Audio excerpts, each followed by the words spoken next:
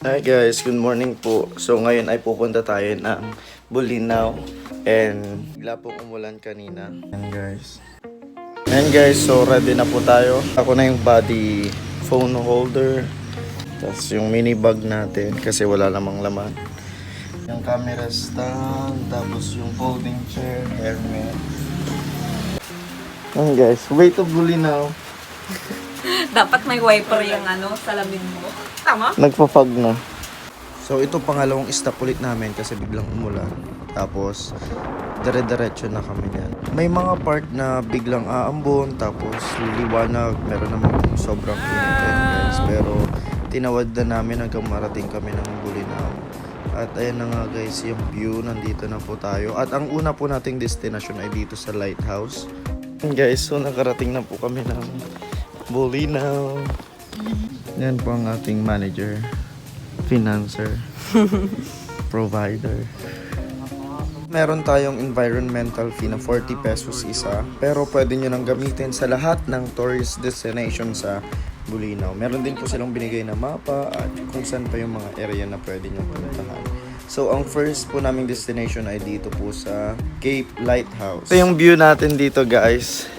Actually guys, first time ko lang po makapunta dito sa lighthouse. After nyan ay pumunta po kami dito sa Kainan, sa bayan na lang po.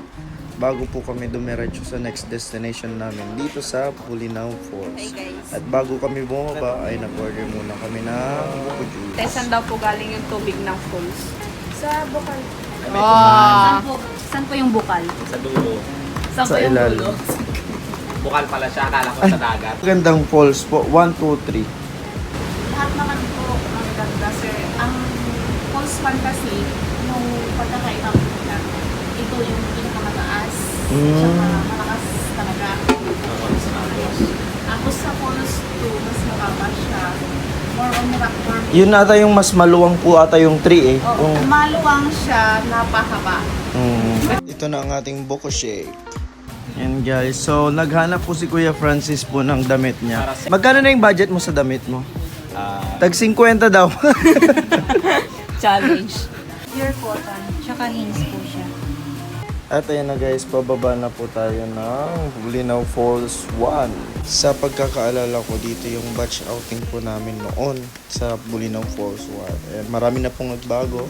At ayan guys, so kunyari mag-selfie tayo. Actually, kami lang yung nandito kasi may mga turista rin pong dumating pero umalis din po sila kagad. Kaya na-solo po namin talaga yung place and na-enjoy po namin lalo na yung mist coming from the falls. Ayan ang makikita nyo. Kahit sa camera, napakalinaw. And nakaka-relax po talaga yung view niya. And hi guys! So nandito po tayo ngayon sa Bolinao Falls 1. Ako pa rin sila Ate Bel, Kuya Franz, Monica. So, sa beach po sana kayo maliligo. Galing kami kanina sa lighthouse. Pero dito guys, mas maganda po dito. Grabe! Woo!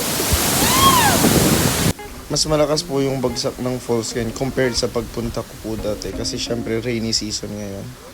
Ayan, wala po talaga sa plano po namin maligo. Rides lang po talaga. Pero syempre, naakit na naman tayo sa kalikasan. Kaya ayan, magsiswimming na po tayo. Guys, so maliligo na po tayo. At nag-rent po kami ng life vest. May tali naman siya, kaya okay lang.